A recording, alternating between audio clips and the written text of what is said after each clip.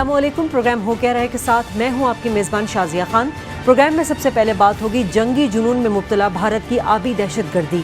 क्या भारत सिंध तास मुआहदे को यकतरफा तौर पर मनसूख कर सकता है? अक़वाम मुत्तहिदा की जनरल असम्बली में सुष्मिता स्वराज की ड्रामाई और मनगढ़ंत तकरीर। भारत अक़वाम मुत्तहिदा की जनरल असम्बली की आंखों में मसला कश्मीर पर धूल झोंकने की कोशिश कर रहा है। प्रोग्राम के दूसरे हिस्से में बात होगी PP7 के ज़िमनी इंतखाबात। PTI को अपनी जीती हुई सीट से शिकस्त क्यों हुई? क्या PTI जलसों और धरनों की वजह से अपनी मकबूलियत खो रही है? और प्रोग्राम के आखिरी हिस्से में बात होगी नए अमरीकी सदर की रेस का मैदान गर्म। हिलरी और ट्रंप में अमरीकी सदर के ओहदे के लिए पहली डिबेट।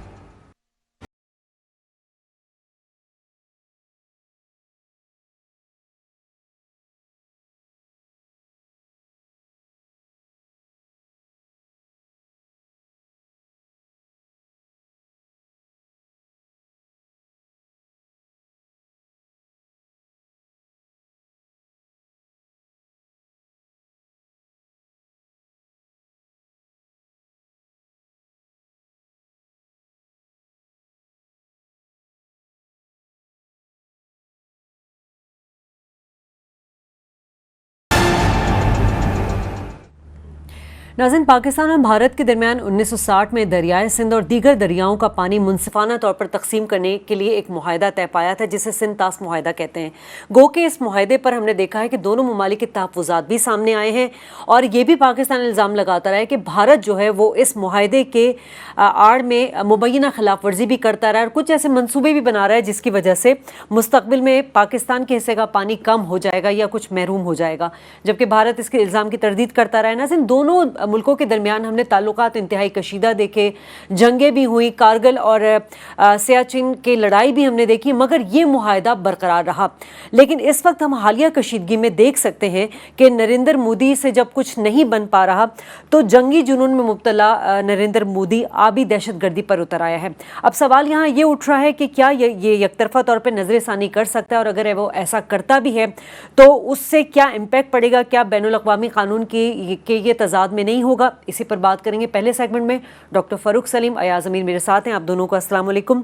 अयाज़ साहब, अब हम देख रहे हैं कि सिंध तास मुआहदा जो है वो एक तफसीली मुआहदा है। क्या इसमें कोई ऐसी शिक है कि यकतरफा तौर पे एक मुल्क जो है इसमें नजरसानी कर सकता है? ये जो भड़कियाँ मार रहे हैं मोदी साहब, आए दिन उनका स्टेटमेंट आता है कि जी वो एक तो चीज़ है कि वो इस पे नजरसानी कर भी नहीं रहे हैं।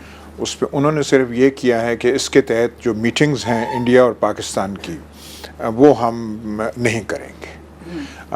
कोई ऐसा मसला भी नहीं है जिसके तहत कोई मीटिंग्स होती हैं, लेकिन वक्तन फ़वक्तन साल में एक दफ़ा या जब एक फ़रीक कहे कि हमें इस मसले पे बगलिहार डैम पे या किशन गंगा डैम पे या किसी और चीज़ पे भी हमने करनी है, हम उनसे बातचीत नहीं करेंगे। ये भी ख़तरनाक चीज़ है।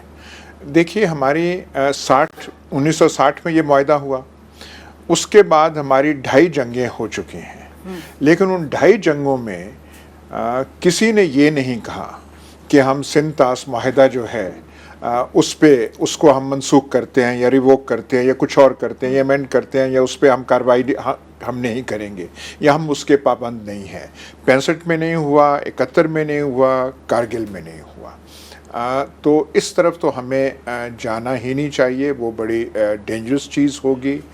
और आप इस हालिया जो इस पे जो शोरश है, ये जो इस पे जो कल से जो रायज़नी हो रही है हमारे मीडिया में, उसमें एक आप ख्याल रखें कि एक पाकिस्तान का सेक्शन है पब्लिक ओपिनियन का जो हमेशा कहता रहा है कि ये हमारे घाटे का सौदा है।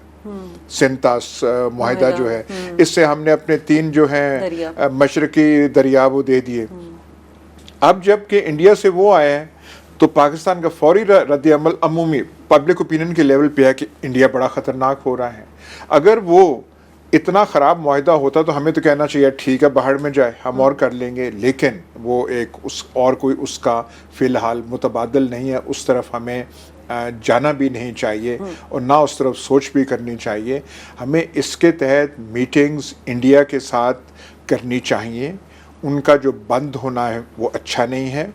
हमारी कई शिकायत हैं, इंडिया जिस तरीके से पानी इस्तेमाल कर रहा है, चनाब का, झेलम का, हमें शिकायत हैं और उन शिकायत के लिए ज़रूरी है कि वो जो है सिलसिला डायलॉग का सिंध तास मुआहदे के तहत वो मुनक़ता ना हो। ठीक है। अच्छा डॉक्टर साहब ये बताइएगा कि ये जो एग्रीमेंट है, मतलब हम 2 दिन से यही सुन रहे हैं कि जी ये सिंध तास मुआहदा नज़र षानी होगी, मुज़ाकरात या मुलतवी जो भी कुछ है। ज़रा मुझे एक्यूरेट बता दें कि ये 3 दरिया जो हैं वो मगरबी दरिया जो है जिसमें ब्यास है, रावी और सतलज है, ये भारत जो है ये इस्तेमाल कर सकता है, लेकिन क्या वो महदूद कर सकता है या बहुत ज़्यादा कर सकता है? देखिए शादिया, पानी के झगड़े जो हैं वो ना सिर्फ इस खित्ते में हैं बल्कि दुनिया में बहुत सारे ममालिक के आपस में रहे हैं, तारीख़ी तौर पे भी रहे हैं। इंडिया के अंदर बहुत सारी इंडियन रियासतें हैं जिनका आपस में ऐसा पानी का झगड़ा है। महाराष्ट्र का आंध्र प्रदेश के साथ बड़ा पुराना झगड़ा चल रहा है, राजस्थान का गुजरात के साथ चल रहा है, कर्नाटका का भी आंध्र प्रदेश के साथ चल रहा है। तो ये झगड़े चलते हैं, लेकिन ये मुआहदा जैसे आपने कहा कि 1960 में हुआ था, 56 साल हो गए हैं। पासदारी दोनों ममालिक मुकम्मल तौर पे करते रहे हैं इस मुआहदे की। तो ये मुआहदा वर्ल्ड बैंक ने ब्रोकर करवाया था। प्राइम मिनिस्टर जवाहरलाल नेहरू साहब, अयूब खान साहब, इन्होंने कराची में बैठ के साइन किया, और जिस दिन से साइन किया आज के दिन तक दोनों मुल्कों जो ने कतन खिलाफ वर्जी नहीं की इस मुआहदे की। और वर्ल्ड बैंक इसको एज मॉडल पूरी दुनिया में, ना सिर्फ इस खित्ते में, पूरी दुनिया में लेके घूमता है कि ये मॉडल है जो हमने तय करवा दिया था। अब यकतरफा मनसूखी की जो बात हो रही है, ये मुआहदे के अंदर कोई शिक ऐसी नहीं है जो इंडिया को या पाकिस्तान को ये इख्तियार देती हो कि आप ये शिक इस्तेमाल करके आप मनसूख कर सकते हैं। तो ये शिक एग्जिस्ट ही नहीं करती है, एब्रोगेशन की शिक जो है वो एग्जिस्ट नहीं करती। तो कानूनी मामला जो है कि ये एब्रोगेट नहीं कर सकता इंडिया या पाकिस्तान। दोनों पार्टीज बैठ के अगर मुआहदा कर लें कि हमने मुआहदा मनसूख कर दिया, तो दोनों पार्टीज बैठ के यकतरफा नहीं हो सकता। सर दूसरा मामला आया सब यह है कि टेक्निकली पानी तो आपका आ रहा है तिब्बत से। इस वक्त इंडिया के पास इतनी डैम कैपेसिटी नहीं है कि वो सारा का सारा पानी रोक ले और अपने पास रख ले और पाकिस्तान ना भेजे। नहीं कि डैम एग्जिस्ट नहीं करते, टेक्निकली इंडिया इस काबिल ही नहीं है कि वो पानी रोक ले। वहाँ पे सैलाब आ जाएगा जिस तरह वो पानी को रोका जाएगा। डैम बनने में 8 से 10 साल का पीरियड लगेगा और बेतहाशा पैसा चाहिए होगा। एक डैम नहीं, बहुत सारे डैम इंडिया को बनाने पड़ेंगे अगर वो पानी सारा का सारा रोकना चाहता है, और फिर उनकी फंडिंग चाहिए होगी। अगर आप आलमी कवानीन, आलमी एग्रीमेंट्स की खिलाफ वर्जी कर रहे हैं तो कोई आलमी इदारा आपको फंडिंग भी नहीं कर पाएगा। तो ना तो कानूनी तौर पे वो यकतरफा तौर पे मनसूखी हो सकती है, और ना ही टेक्निकली इंडिया इस वक्त इस काबिल है कि ये काम कर सके। सब मुआहदा जो है ये रियली बहुत ही कॉम्प्रीहेंसिव और वसी है।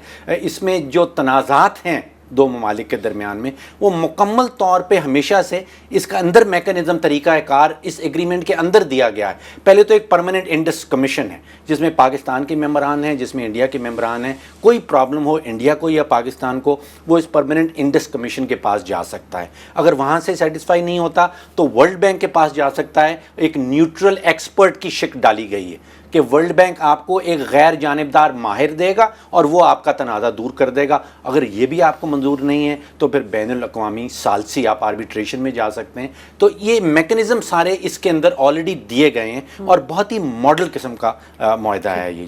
ठीक है, डॉक्टर साहब ने एक बात की कि भारत रोक ही नहीं सकता पानी, अगर रोकेगा तो वहाँ सैलाब आ जाएगा, और जो उन्होंने डैम बनाने की बात की तो फिर वो मोदी की भड़कियाँ क्यों इतनी? नहीं, वो ऐलान तो कर सकते हैं। ये जो है ना कि ट्रीटी में वो शिक नहीं है मनसूख की, ठीक है, पर आप किसी मुआहदे को मनसूख करें तो आपको कौन रोक सकता है? वो तो जनरल चार्ल्स डिगोल का एक वो बहुत ही फेमस मकूला है कि मुआहदे तो होते हैं जैसे गुलाब के फूल हों और औरत की खूबसूरती हो। अच्छा। वो दोनों चीज़ें रहते हैं जब तक वो रहते हैं, उसके बाद ये उनका वो एक उनका वो जर्मनी के साथ मुआहदा था तो वो पाए तकमील तक नहीं पहुंचा था। तो उनसे पूछा गया था कि ये क्या हुआ, तो उसने कहा ट्रीटीज, मुआहदे वो तो ऐसे ही होते हैं जैसे गुलाब के फूल हों। सर दोनों ताकतें हैं, पाकिस्तान इंडिया अपना नफा नुकसान तो वजन करेंगी। हाँ, अगर उनका बहुत ज्यादा फायदा होता हो सर, पानी रोकने का तो इंडिया का कोई फायदा नहीं सर। एक बात है सर, वो डाइवर्ट देखिए ना सर, डाइवर्ट करना आसान नहीं होगा सर। देखिए बहुत मुश्किल काम है सर। अपर राइपेरियन फिर भी वो है, ऊपर वो बैठा हुआ है, हम नीचे, हमारे सारे दरिया वहाँ से आ रहे हैं। यहाँ तक बात पहुँचना भी अच्छी बात नहीं है। یہ کہنا کہ انڈس واٹرز ٹریٹی کے تحت ملاقاتیں ہم نہیں کریں گے، وہ ایسا ہی ہے کہ بارڈر پہ وہ ہمارے وہ بی ایس ایف اور رینجرز کہتے ہیں کہ ہم آپس میں بات نہیں کریں گے، تو کشیدگی کا لیول بڑھ جاتا ہے۔ ایک اور چیز، سر چائنا کو بھی تو بیچ میں ڈال لیں، پانی تو تبت سے آ رہا ہے نا ان کا مسئلے اور ہیں، وہ برہما پترا جو ہے وہ تبت سے آتا ہے، ان کے مسئلے اور چل رہے ہیں، لیکن اپر رائپیرین کر سکتا ہے، ڈیمز کریں، نیچے فرق پڑتا ہے، جیسے انڈیا بنگلہ دیش کا ہے، تبت اور مطلب چائنا اور اس کا ہے ہندوستان کا ہے۔ اس میں ایک شک ہے جو پاکستانیوں کو غور کرنا چاہیے تھا، اس پہ زیادہ توجہ دینی چاہیے تھی۔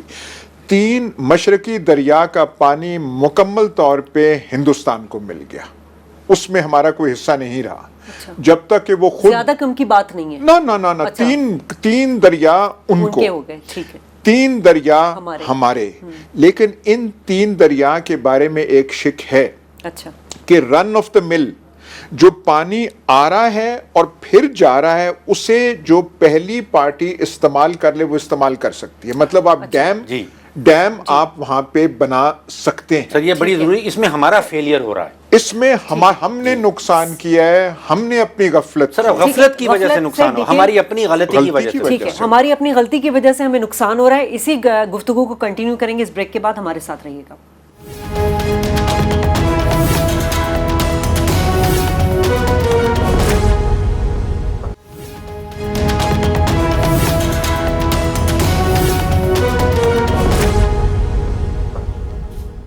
ویلکم بیک ناظرین، ہم بات کریں سندھ طاس معاہدے کی، اور بریک سے پہلے ایاز صاحب نے بڑے ہی اہم پوائنٹ جو ہے وہ اٹھایا ہے۔ ایاز صاحب، کون سی ایسی چیزیں ہیں جس پہ ہم نے توجہ نہیں دی، اس کی ڈیٹیل بھی بتائیے گا، اور پاکستان اس غفلت کیوں دکھا رہا ہے اس معاملے پر؟ دیکھیے اس میں یہ تھا کہ مغربی دریا جو ہمارے حصے میں ہیں، انڈس، جیلم، چناب، وہ ہمارے حصہ مکمل طور پہ ہمارا، اس میں انڈیا کوئی حصہ نہیں ہے، لیکن اسے بجلی وغیرہ کے لیے استعمال کوئی پارٹی بھی کر سکتی، اور جو پہل کرے اس کا پھر وہ ایک حق بن جاتا ہے کہ ہمارا ایک ڈیم بن گیا ہے، آپ اس کے اوپر نہیں بنا سکتے۔ ہمیں توجہ اس پہ دینی چاہیے تھی۔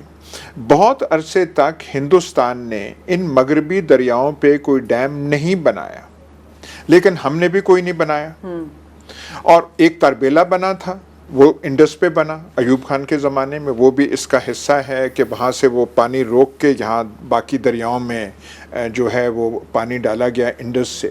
لیکن جو ہمیں کشمیر کا جو پانی ہے، جو جیلم اور چناب کا پانی آ رہا ہے، جو انڈیا کی مقبوضہ کشمیر سے ایک دم ہماری کشمیر، آزاد کشمیر میں آتا ہے، وہاں پہ ہمیں ڈیمز بنانے چاہیے۔ یہ ایک قومی پرائیورٹی ہونی چاہیے تھی، جیسے ہم نے پرائیورٹی 74 کے بعد بنایا کہ ہم نے ایٹم بم بنانا ہے۔ ایٹم بم سے کہیں زیادہ اہم جو ہے وہ ان ڈیمز اور اس پانی کا وہ جو ہے حصول، اس پانی کے اوپر اپنا کلیم جو ہے بالکل بٹھا دینا۔ یہ جو کشن گنگا اور بگلی ہار ڈیم انہوں نے بنائے ہیں، یہ نیچے ہمارے ڈیم بننے چاہیے تھے، پہلے ہم سوئے رہے، اور جب انڈیا نے کام شروع کر دیا تو ہم آربیٹریشن اس کے تحت، جو معاہدے کے تحت جو آربیٹریشن، اس کے لیے گئے، اور تمام کیسز ہم ہار چکے ہیں۔ ہمارے اعتراضات کو وہ جو ہے وہاں پہ وہ نہیں مانا گیا، یہ ہماری کمزوری رہی، ہمیں اس پہ جو ہے توجہ دینی چاہیے۔ سر یہ نیلم جیلم والا پروجیکٹ جو ہے یہ 1989 میں کنسیو کیا گیا تھا، اب سوچئے ابھی تک وہ تیار نہیں ہے۔ اب دیکھ لیں پھر یہ اس کا، اب آپ نے اس کے اوپر 900 کچھ میگا واٹ بجلی بنانی تھی، اب وہاں سے پانی اگر کم آئے گا، اور انہوں نے اپنا ڈاکٹر صاحب دیکھیے، کوئی موٹر وے، کوئی انڈر پاس، کوئی فلائی اوور، سب سے پہلے پانی کا آپ کریں۔ پانی کی شارٹیج جو ہے صرف انڈیا اور پاکستان میں نہیں ہو رہی، یہ پوری دنیا کا ایک مسئلہ بن رہا ہے۔ ہم جو ہیں پانی ہمارے پاس وافر مقدار میں نہیں ہے، اور ہمارے پانی کے ریسورسز کم ہو رہے ہیں۔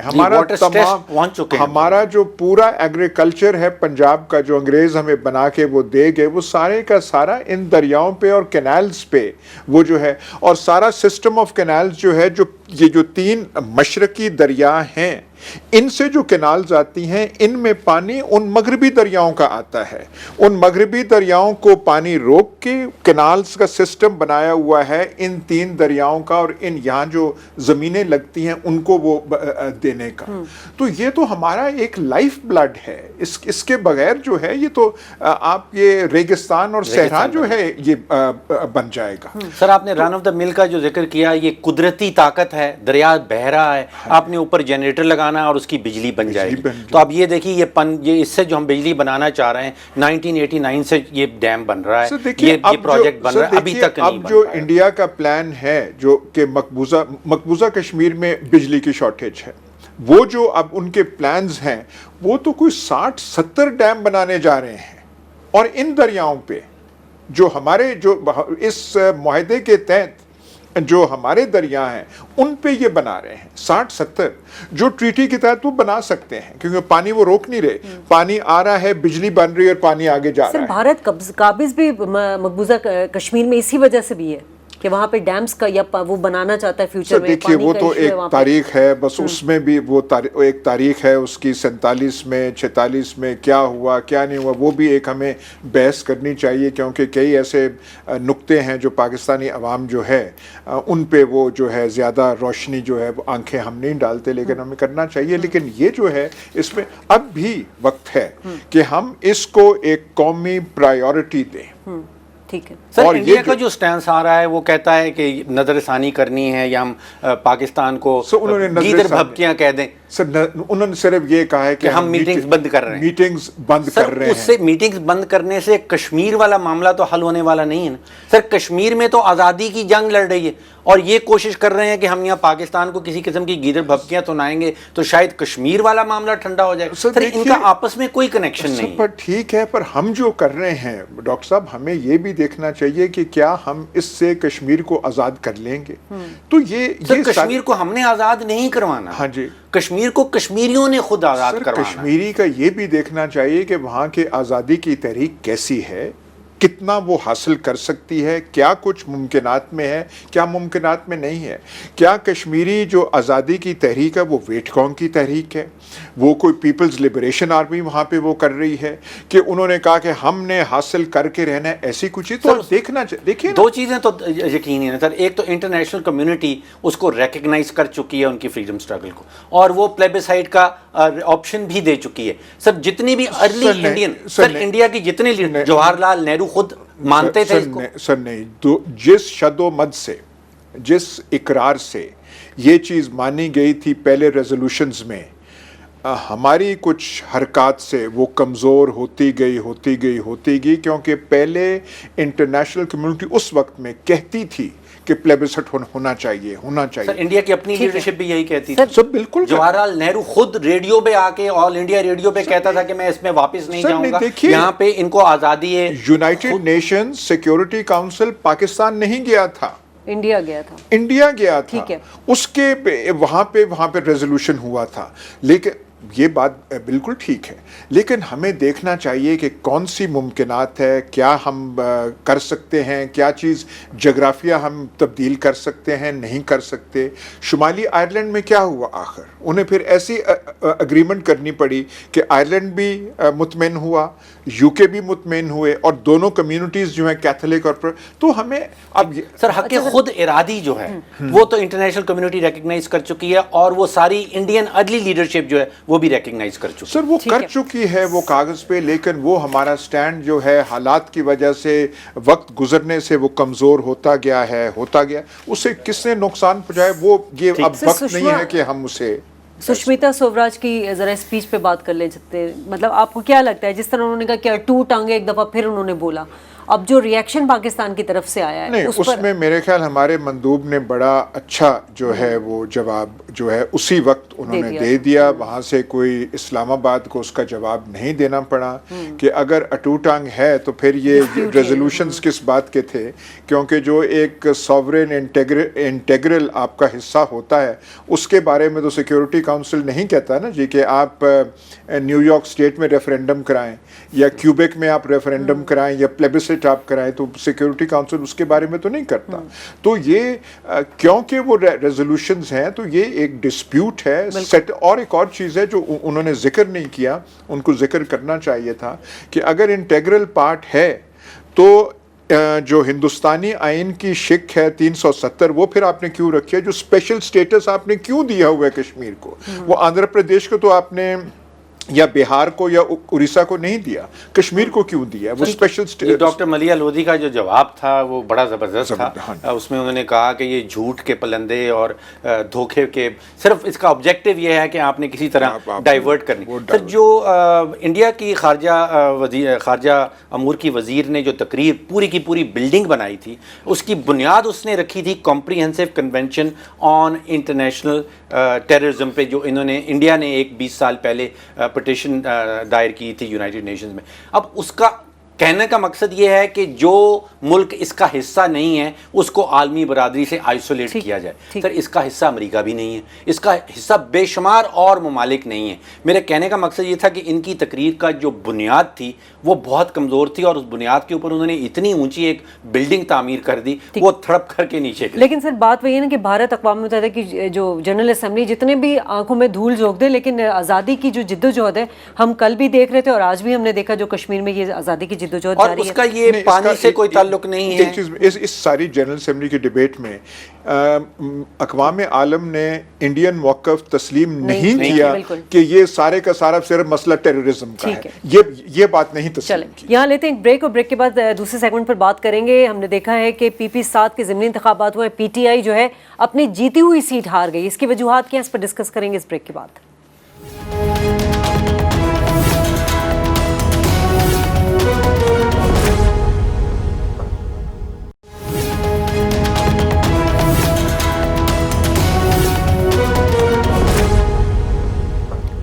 ویلکم بیک ناظرین. بات کریں عمران خان کی سونامی کی تو بڑی بھرپور طریقے سے زور و شور سے 30 ستمبر کو رائے مارچ کی تیاریاں کی جا رہی ہیں, مگر پہلے انتخابات میں دھاندلی اور اب احتساب کا نعرہ لے کر PTI جو ہے وہ PP7 کے ضمنی انتخابات میں ہار گئی ہے, اور ٹیکسلا کی یہ بڑی وننگ ہارس سمجھی جاتی تھی. یہاں سے جو بھی کینڈیڈیٹ جو ہارے ہیں, محمد صدیق خان جن کا انتقال ہو گیا تھا اور ان کی جگہ یہ الیکشن ہوئے ہیں, وہ بھی ہار چکے ہیں. اب اس سے کیا امپریشن جاتا ہے ایاز صاحب, کیا لگ رہا ہے آپ کو کہ کیا PTI صرف جلسے جلوس اور مارچ کی وجہ سے اپنے ووٹرز ہار رہی ہے؟ نہیں, میرے خیال یہ ایسا نہیں ہے. یہ ایک عام سیٹ نہیں ہے, یہ کوئی عام صوبائی سیٹ نہیں ہے. یہ وزیر داخلہ کی آبائی سیٹ ہے. آبائی ان کا گاؤں جو ہے, آبائی حلقہ جو ہے اسی میں ہے. اور 2013 کے الیکشن میں وزیر داخلہ صوبائی اسمبلی سے بھی اسی سیٹ پہ کھڑے ہوئے تھے اور وہ ہارے تھے. ٹھیک سر, مارجن بہت کم تھا, 700 کچھ, 700 آنے کے, لیکن وہ ہار گئے. وہ بڑا وہ ٹف. ان کا جو سرور خان ہے اور نثار علی خان کا, ان کا مقابلہ عرصہ دراز سے اس حلقے پہ ہو رہا ہے. نثار علی خان 2 حلقوں سے کھڑے ہوتے ہیں, ایک کلر سیدہ کا ہے, ایک یہاں سے ہے. یہاں سے پچھلی دفعہ ہار گئے تھے, دونوں سیٹیں ہار گئے تھے. قومی اسمبلی بھی ہار گئے تھے اور صوبائی اسمبلی بھی. اور یہ ان کا آبائی ان کا جو گاؤں چکری ہے وہ اس میں آتا ہے, وہ یہاں آتا ہے, کلر سیدہ میں نہیں آتا. کلر سیدہ ان کی وہ جو ہے ایکسپیٹریٹ سیٹ ہے, لیکن وہاں سے وہ ہمیشہ جیتے ہیں, وہاں سے نہیں ہارتے. یہ بات صرف یہ کرنے کا ہے کہ جو ضمنی انتخاب ہوتے ہیں جب بھی ہو, کسی ادوار میں ہو, اس میں ہو, پہلے اس میں حکومت اور وہ جو ہے سرکار, اس کا اثر بڑا ہوتا ہے. اب نثار علی خان معمولی پولیٹیکل فگر نہیں ہے, یہ بڑے تکڑے وہ جو ہیں فگر ہیں, بڑا انفلوئنس ان کا ہے. انتظامیہ, خاص کر کے انتظامیہ راولپنڈی ڈویژن کی, وہ تو آپ یوں سمجھیے کہ ان کے دائیں یا بائیں پیر کے نیچے ہے. یہاں پہ کوئی افسر ان کی مرضی کے خلاف وہ نہیں ہو سکتا. اب ڈاکٹر صاحب, میں جب MNA تھا تو ایک ضمنی انتخاب ہم نے کرایا, جو ایک 7 والا حلقہ خالی ہوا تھا تلنگانگ کا. میں ایک اس کا حصہ چکوال کا وہ آتا تھا, اس کا میں وہ کر رہا تھا. مجھے کیمپین نہیں کرنی پڑی، میں وہاں گھر بیٹھا ہوتا تھا، لوگوں کو بلاتا تھا، وہ لوگ جی ہم ووٹ دے دیں گے. ہم نے میرا خیال ہے 65,000 ووٹوں کی لیڈ لی تھی اس ضمنی، انہوں نے تو 5-6 ہزار لی. انکمبنسی جب اقتدار میں ہوں تو اس کا ایک فیکٹر ہوتا ہے. اب باقی الیکشنز میں بائی الیکشنز ہوئے جس میں مارجن بڑا کم رہا ہے، لیکن یہاں پہ، اور آپ نے دیکھا کل وہ جب ووٹ ڈالنے گئے تھے تو آج اخباروں میں آیا ہے نثار علی خان اپنا ووٹ ڈالنے جا رہے ہیں اور کوئی 100-150 آدمی وہ پیچھے ایک وہ جو ہے ایک پوری وہ مارچ کر رہا ہے ان کے سامنے اور آ رہا ہے کہ جی اپنے آبائی حلقے میں وہ ووٹ ڈالنے. تو اس کا سارے پٹواری، سارے جو ہیں تھانے دار، سارے پریزائڈنگ آفیسرز جو ہیں وہ چودھری صاحب کی خوشنودی حاصل کرنے کے لیے کوئی افورڈ نہیں کر سکتا کہ ان کی ناراضگی مول لے. اور چودھری صاحب کے بارے میں ایک ہے کہ ان کی یاداشت بہت تیز ہے، وہ پھر وہ بخشتے، مطلب بخشش والی بات ان کی کتاب میں نہیں ہے کہ آپ وہ ناراض کریں اور وہ ایسے ہو. تو یہ ایک بہت بڑا فیکٹر ہے. لیکن 2013 میں تو پی ٹی آئی جیتی تھی نا. 2013 میں جیتی تھی. میں یہی کہہ رہا ہوں کہ اب وہ وزیر داخلہ سٹنگ ہے، اس کا انفلوئنس بہت ہوتا ہے. آپ دیکھ لیں گے کہ اگلے الیکشن میں یہ 2 سال جائیں گے، یہاں پہ پھر کانٹے دار مقابلہ ہوگا. سر میں پی ایم ایل کیو کا ریکارڈ دیکھ رہا تھا کہ 2002 میں وہ کوئی 118 سیٹیں لے گئے تھے پورے پاکستان سے، اور اس کے بعد مسلسل 3 یا 4 سال جتنے بائی الیکشنز، ضمنی الیکشنز ہوتے تھے اس میں عموماً وہ جیتتے تھے. لیکن پھر جب 2008 کا الیکشن آیا تو وہ ان کا تہس نہس پھر گیا. مقصد یہ ہے کہنے کا کہ ضمنی الیکشن جو ہے وہ کوئی انڈیکیٹر نہیں ہے کہ کسی پارٹی کی مقبولیت کم ہو رہی ہے یا زیادہ ہو رہی ہے. بھی ہے اس حلقے میں ایک اور فیکٹر بھی ہے جو لوکل فیکٹر ہے. سرور خان بڑا پولیٹیکل فگر ہے، چودھری نثار پولیٹیکل فگر بڑا ہے، اور چکری جو کہ چودھری نثار کا آبائی گاؤں ہے اس میں ایک وہ چودھری فیملی، ابھی چودھری کامران وہ رہے ہیں ایم پی وغیرہ، چودھری کامران اور چودھری سرور مل جائیں تو ان کا کمبینیشن انبیٹیبل ہے. لیکن چودھری کامران اور سرور پیچھے کچھ سالوں میں ان کی ناراضگی ہو گئی تو کامران صاحب جو ہیں وہ پیپلز پارٹی میں چلے گئے ہیں. یہ ایک سرور خان کو جو ہے وہاں سے وہ سر آپ نے حکومتی مشینری کا رول بتایا ضمنی الیکشنز میں. دوسری چیز یہ بھی ہو سکتی ہے کہ ووٹر کے دماغ میں یہ ہو کہ ہم اپنا ووٹ ضائع کر دیں گے اگر ہم نے کسی دوسری پارٹی کو ڈال دیا. یہ بات ہے ڈاکٹر صاحب، یہ بات نہیں ہے کہ تھانے دار کوئی آپ سے زبردستی ووٹ ڈلوا رہا ہے، ایسی بات نہیں ہے. وہ ووٹر کہتا ہے جی میں نے یہاں پہ کام وہ کرنا ہے، میں نے ساروں سرکار سے کام لینا ہے، تحصیل سے کام لینا ہے، میرے کوئی پتہ نہیں پرچہ میرے پہ نہ ہو جائے، ڈیولپمنٹ فنڈز ملیں گے، تھانہ نہ فلانا. چودھری صاحب کی میں ناراضگی کیوں مول لوں؟ اور چودھری صاحب خود تو اتنا جاتے نہیں، ان کے کارندے وہاں پہ ہوتے ہیں، جی میں کیوں ان کا وہ کہیں اور وہ کہیں او جی تیرا، تو وہ سارے ایسے. اس کا مطلب یہ کوئی انڈیکیٹر نہیں ہے کہ 2018 کا جو الیکشن آئے گا وہ آپ اس کو استعمال کر سکتے ہیں کہ وہاں پہ یہ جو الیکشن ہے یہ کوئی انڈیکیٹر اس سیٹ کے بارے میں نہیں ہے، کیونکہ اس میں وزیر داخلہ کی جو پوزیشن ہے وہ بڑی ایک اہم کلیدی حیثیت ہے، اس نے انفلوئنس کیا ہے. لیکن سے کشمیر کے الیکشن بھی جب ہوئے تھے آزاد کشمیر کے، تو اس میں بھی ہم نے یہی دیکھا تھا کہ جو رولنگ پارٹی ہوتی ہے وہی جیتتی آ رہی ہے. بات تو ہمیشہ یہی ہے. ہاں کشمیر میں پی ٹی آئی ہاری، حالانکہ ووٹ 7 میں وہ کوہستانی ووٹ کا بھی کوئی رول ہے وہاں پہ. سر میں نے ابھی میں جب آ رہا تھا تو میرے کان میں کسی نے کوہستانی ووٹ کا کیا، پر جو جیتے ہیں عمر فاروق جو ہیں یہاں کے ٹیکسلا کے ہیں، میرے ساتھ وہ 97 میں ایم پی اے تھے، وہ یہاں کے 62 شخص ہیں اور ہمیشہ نون لیگ کے وہ ساتھ رہے ہیں. اب وہاں پہ کوئی کوہستانی ووٹ ہے میں نہیں جانتا، میری اتنی معلومات نہیں ہے. پر سرور خان بڑا تکڑا آدمی ہے، نثار علی خان بڑا تکڑا آدمی ہے، وہ جو چکری کے ہیں، وہ چکری کے جو ہیں وہ چودھری، وہ اس گاؤں میں وہ ہمیشہ جیتتے ہیں اور چودھری نثار کو ہمیشہ وہ ہراتے ہیں. تو سر یہ جو کہا جا رہا ہے، جیتنے والے یہ کہہ رہے ہیں کہ یہ نشانی ہے کہ پی ٹی آئی اپنی جیتی ہوئی سیٹ بھی ہار گئی ہے، تو یہ ان کی مقبولیت کم ہو رہی ہے، جیسے شادیہ نے کہا کہ وہ دھرنوں کی وجہ سے. سر بالکل نہیں ہے، اس سیٹ کا بالکل ایسے نہیں ہے.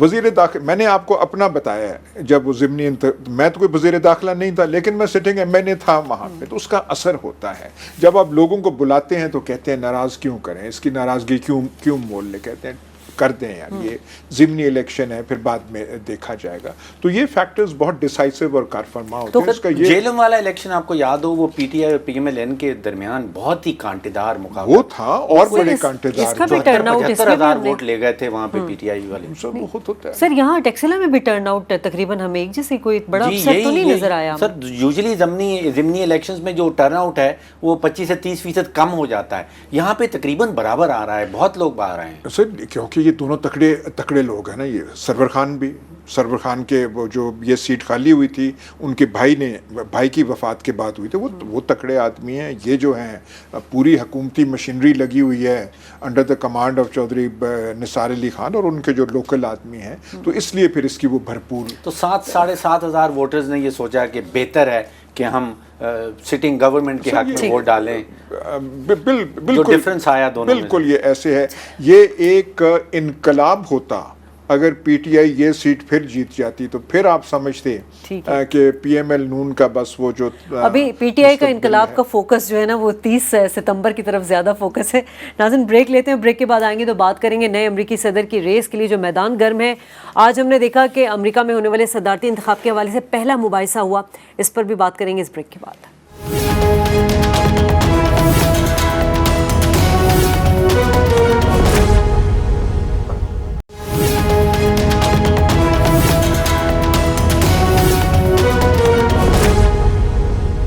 वेलकम बैक नाज़रीन, और बात करते हैं अमेरिका में होने वाले सदारती इंतखाब के हवाले से पहली डिबेट हुई डोनाल्ड ट्रंप और हिलरी क्लिंटन के दरमियान। अयान साहब, इस डिबेट को आपने देखा, आपको क्या लगा? हमने जो ऑब्ज़र्व किया और जो बाद में जो हमने मुबसरीन की राय देखी कि ट्रंप पहले तो सही रहे एक सेगमेंट में, लेकिन बाद में वो थोड़ा सा कुछ एग्रेसिव हो गए, जबकि हिलरी क्लिंटन ओवरऑल हमें कूल एंड काम पोस्चर में नजर आई। तमाम मसाइल पर बड़ी अच्छी तरीके से बात की। एक तो बात यह है कि डिबेट बड़ी दिलचस्प, बड़ी इंटरेस्टिंग थी। हालिया सालों में ये पिछले इलेक्शंस हैं, डिबेट्स इनकी नहायत ही बोरिंग, वो इतनी स्क्रिप्टेड होती है, इतनी वो तैयारी करके आते हैं, इतने तैयार उनके वो जुमले होते हैं कि उसमें एक्साइटमेंट नहीं होती। ये जो थी बड़ी दिलचस्प थी। और इसका ऑडियंस जो है डॉक्टर साहब, वो कह रहे हैं कि तकरीबन 110 करोड़ पाकिस्तान की आधी आबादी जो है वो देख रही थी इस डिबेट को। ये इसकी अच्छा, वो जो स्टार पावर है जिसकी कोई और रिपब्लिकन कैंडिडेट होता, वो टेड रूबियो और वो पता नहीं जेम्स, उस कोई ना देखता, ये सिर्फ इस आदमी की वजह से है। अब आप जो मैंने देखा, फिर उसके बाद उन्होंने कहा, जो मैं देख रहा था CNN, बाकी मैंने नहीं देखे, उनके जो इमीडिएट पोल्स थे कि जो है डोनाल्ड ट्रंप जो वो हिलरी क्लिंटन की परफॉर्मेंस अच्छी रही है, लेकिन जो डेटा पोल करते हैं ट्रेडिशनली जो ये करते हैं उसमें रजिस्टर्ड डेमोक्रेट्स ज़्यादा होते हैं, तो वो थोड़ा सा फैक्टर जहन में रखना चाहिए कि जो पोलिंग में ज़्यादा आते हैं वो आते ही डेमोक्रेट्स हैं। वो बार बार कह रहे थे कि उनका तनासुब ये है, लेकिन दोनों का परफॉर्मेंस बहुत था। मेरा ख्याल है कि शुरू में इकोनॉमी पे और डिफेंस और सिक्योरिटी पे डोनाल्ड ट्रंप जो था वो बड़ा अच्छा लग रहा था और वो थोड़ा वीक थी। लेकिन जहाँ पे आया कि आपने अपने टैक्स रिटर्न्स जो हैं वो नहीं शो किए, उस पे कोई इधर उधर। दूसरा ये कि आप कहते थे कि बराक ओबामा जो हैं वो अमेरिका में नहीं पैदा हुए, वो कीनिया में हुए, तो उन्होंने ये बात कही कि भाई बात सुने, ये तो डेमोक्रेट्स हिलरी क्लिंटन के कैंप ने पिछले इलेक्शन में इशू किया, लेकिन वो गलत झूठ बात कुछ लोग ये कह रहे थे कि इनके जवाबात में थोड़ा डोनाल्ड ट्रंप ज़्यादा उलझ गया।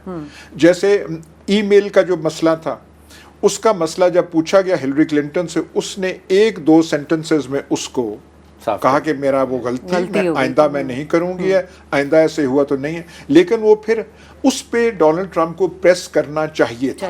लेकिन वो उस चीज़ पे नहीं कर सका। और एक आखिर में जाके एक उसने कहा कि उनसे पूछा गया डोनाल्ड ट्रंप से कि तुम कहते थे कि ये प्रेसिडेंशियल लगती नहीं है, शक्ल इसकी नहीं है, तो उसने कहा नहीं, मैं कह रहा हूँ कि इसमें स्टेमिना नहीं है। अब वो ओपनिंग चाहिए थी हिलरी क्लिंटन को।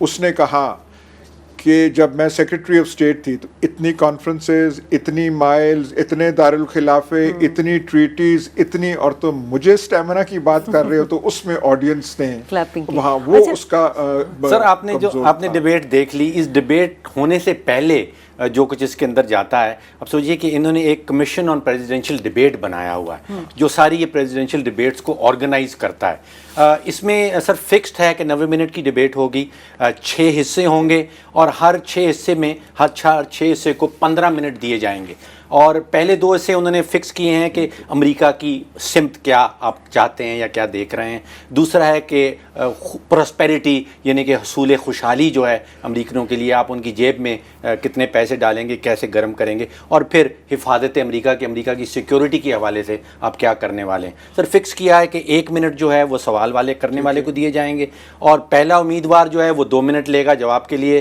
پھر دوسرا امیدوار 2 منٹ لے گا، اور پھر کھلی بحث ہوگی 10 منٹ کے لیے۔ ساری چیزیں فکس کی ہوئی۔ سر لیفٹ پہ کون کھڑا ہوگا، دائیں پہ کون کھڑا ہوگا، بائیں پہ کون، اس کا آپ ٹاس کرتے ہیں، اور پھر پہلا سوال کس سے کیا جائے گا، دوسرا سوال کس سے جائے، وہ بھی آپ ٹاس کے نتیجے میں، ٹاس کے رزلٹ میں وہ پھر سر یوزلی جو دیکھنے والے ہیں وہ دیکھ رہے ہیں کہ پرسنالٹی کا کیسا امپریشن مل رہا ہے، شخصیت کیسی آ رہی ہے۔ اس میں دیکھیں نا اس ڈیبیٹ میں کیا ہوا، ایک چیز نہ بھولیے، کوئی بھی پہلے ایکسپیکٹ نہیں کر رہا تھا، ایک کہ ڈونلڈ ٹرمپ اس پوزیشن پہ پہنچے گا، دوسرا یہ وہ کہہ رہے تھے کہ ہلری کلنٹن نے تو اس کو کاٹ، وہ اتنا بالکل انپریپیئرڈ ہو، ایسی بات نہیں ہوئی۔ اگر وہ آگے بھی آئی ہے تو ٹرمپ ابھی تک وہ کھڑا ہے، تو یہ نہیں کسی نے آج وہ کہا کہ ٹرمپ بالکل ڈیزاسٹر تھا، اس سے بات نہیں ہوئی، یہ بات نہیں۔ سر شروع میں تو میں بہت متاثر ہوا تھا پہلے کچھ منٹوں کے لیے۔